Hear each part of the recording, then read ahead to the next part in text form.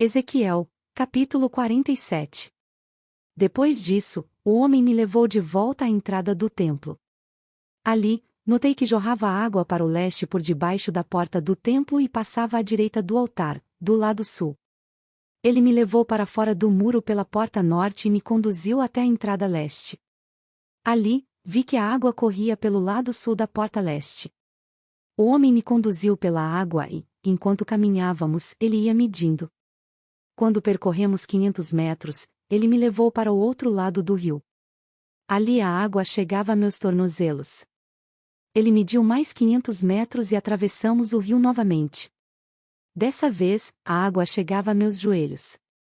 Depois de mais 500 metros, chegava à minha cintura. Então ele mediu mais 500 metros e ali a água era um rio fundo suficiente para atravessar a nado, mas fundo demais para atravessar a pé. Ele me perguntou: Filho do homem, você está vendo? E me levou de volta à margem do rio.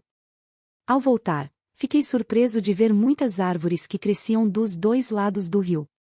Então ele me disse: esse rio corre para o leste, pelo deserto, até o vale do Mar Morto. Sua água tornará pura a água salgada do Mar Morto. Por onde a água desse rio passar, haverá muitos seres vivos. O Mar Morto ficará cheio de peixes, porque sua água se tornará pura. Surgirá vida por onde esta água fluir. Pescadores ficarão às margens do Mar Morto. Desde Engedi até em Eglaim, as praias ficarão cobertas de rede secando ao sol. O Mar Morto se encherá de peixes de toda espécie, como os peixes do mar Mediterrâneo. Mas os brejos e os pantanos não serão purificados, continuarão salgados. Em ambas as margens do rio crescerão árvores frutíferas de toda espécie. As folhas dessas árvores nunca secarão nem cairão, e sempre haverá frutos em seus ramos. Produzirão uma nova colheita a cada mês, pois são regadas pela água do rio que nasce no templo. Seus frutos servirão de alimento, e suas folhas, de remédio. Assim diz o Senhor soberano: dividam a terra desta forma entre as 12 tribos de Israel. Os descendentes de José receberão 2 porções de terra. As outras tribos receberão porções iguais. Jurei solenemente que daria esta terra a seus antepassados, e agora ela passará para vocês como sua herança. Estas são as fronteiras da terra. A fronteira norte se estenderá do Mediterrâneo, passando por Etlon, depois por Lebo-Amate, até Zedade, dali seguirá para Berota e Sibraim, que ficam na divisa entre Damasco e Amate, por fim, para Zeraticom, na divisa com Aurã. Portanto, a fronteira norte se estenderá do Mediterrâneo até Azarenã, na divisa entre Amate, ao norte, e Damasco, ao sul. A fronteira leste começará num ponto entre Aurã e Damasco e se estenderá para o sul ao longo do rio Jordão, entre Israel e Gileade, passando o Mar Morto e prosseguindo para o sul até Tamar. Essa será a fronteira leste. A fronteira sul se estenderá de Tamar até as águas de Meribá, em Cádiz, e de lá seguirá o curso do ribeiro do Egito até o Mediterrâneo. Essa será a fronteira sul. Do lado oeste, o próprio Mediterrâneo será sua divisa desde a fronteira sul até o ponto em que começa a fronteira norte, de frente para Lebo-Amate. Dividam a terra dentro dessas fronteiras entre as tribos de Israel. Distribuam a terra como herança para si mesmos e para todos os estrangeiros que vivem entre vocês e criam os filhos em seu meio. Eles serão para vocês como israelitas de nascimento e receberão herança entre as tribos. Esses estrangeiros receberão terras dentro do território da tribo com a qual eles vivem. Eu, o Senhor soberano, falei. Ezequiel, capítulo 48. Aqui está a lista das tribos de Israel e dos territórios que cada uma delas receberá. O território de Dan fica no extremo norte. Sua divisa segue a estrada de Etlon até Lebo-Amate, de lá, para Zarenã, na fronteira de Damasco, e com Amate ao norte. O território de Dan se estende pela terra de Israel de leste a oeste. O território de Aser fica ao sul do território de Dan e também se estende de leste a oeste. A terra de Naftali fica ao sul da terra de Aser e também se estende de leste a oeste. Em seguida vem Manassés, ao sul de Naftali, e seu território também se estende de leste a oeste. Ao sul de Manassés fica Efraim. Depois vem Ruben. E, em seguida, Judá, todos com divisas que se estendem de leste a oeste. Ao sul de Judá fica a terra separada para um propósito especial.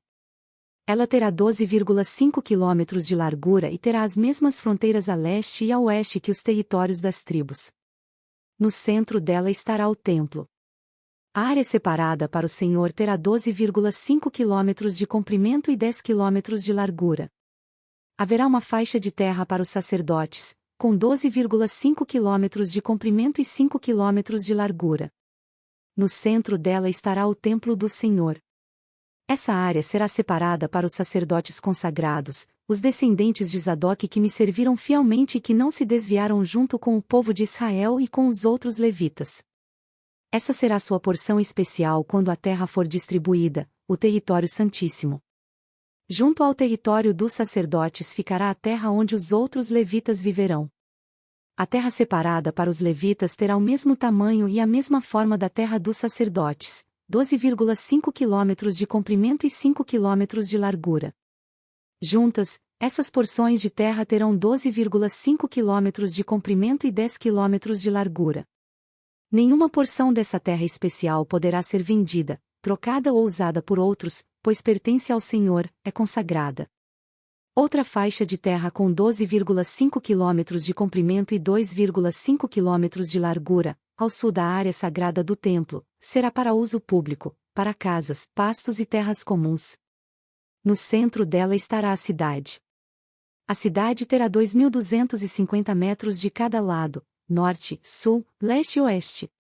Em volta da cidade haverá uma área aberta com 125 metros em todas as direções.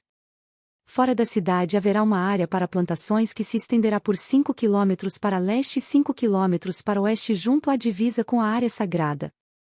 Essa terra de cultivo produzirá alimento para os trabalhadores da cidade. Os que vierem das diversas tribos para trabalharem na cidade poderão cultivar essa terra. A área toda, incluindo as terras sagradas e a cidade, formará um quadrado com 12,5 quilômetros de cada lado. As áreas que restarem para o leste e para o oeste das terras sagradas e da cidade serão do príncipe.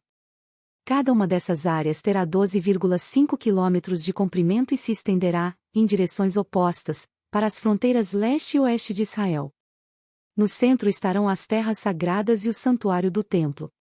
Portanto, as terras do príncipe incluirão toda a área entre os territórios separados para Judá e para Benjamim, exceto a parte separada para as terras sagradas e para a cidade. Estes são os territórios separados para as tribos restantes. O território de Benjamim se estende pela terra de Israel de leste a oeste. Ao sul de Benjamim fica o território de Simeão, que também se estende de leste a oeste. Em seguida vem o território de Issacar, com as mesmas divisas a leste e a oeste.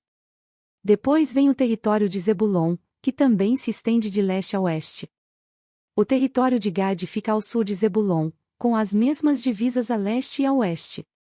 A fronteira sul de Gade vai de Tamar até as águas de Meribá, em Cádiz, depois segue o ribeiro do Egito até o Mediterrâneo. Esses são os territórios que serão distribuídos como herança a cada tribo. Eu, o Senhor soberano falei. Estas serão as saídas da cidade. No muro norte, que tem 2.250 metros de comprimento, haverá 3 saídas, cada uma com o nome de uma das tribos de Israel. A primeira será chamada Ruben, a segunda, Judá, e a terceira, Levi. No muro leste, que também tem 2.250 metros de comprimento, estarão as portas chamadas José, Benjamim e Dan. No muro sul, que também tem 2.250 metros, estarão as portas chamadas Simeão, Issacar e Zebulon. E no muro oeste, que também tem 2.250 metros de comprimento, estarão as portas chamadas Gade, Asser e Naftali. A distância ao redor de toda a cidade será de 9 quilômetros. E, daquele dia em diante, o nome da cidade será O Senhor está ali.